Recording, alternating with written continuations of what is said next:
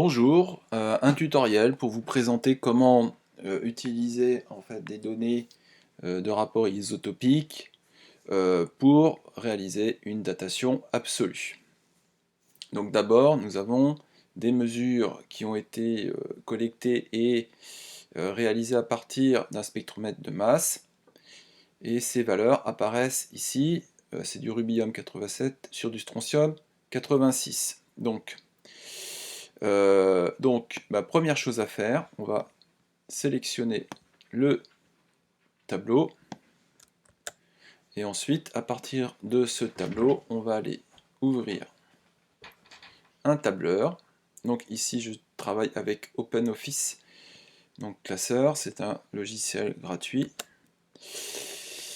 que vous pouvez télécharger chez vous. Alors, donc ensuite, pour trouver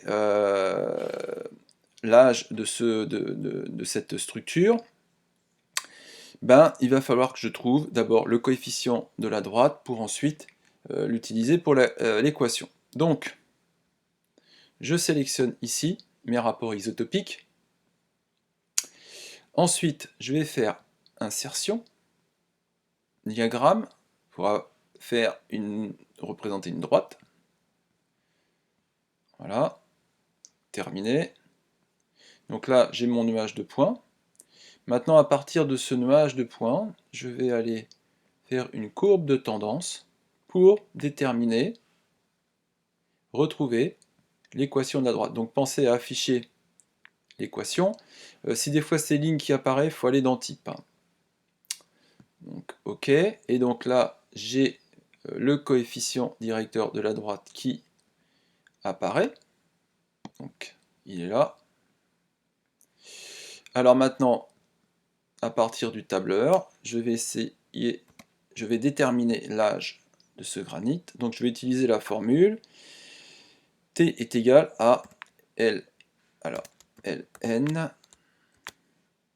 1 plus le coefficient directeur, donc 0,05 4 8 9 7 9.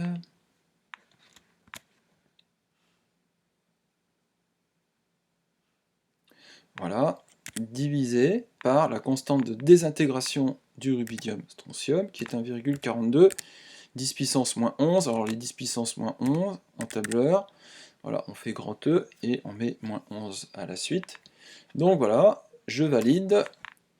Et donc l'âge de cette structure est de 355 millions, environ 355 millions d'années. Donc voilà, vous pouvez appliquer ça à d'autres échantillons avec le même couple.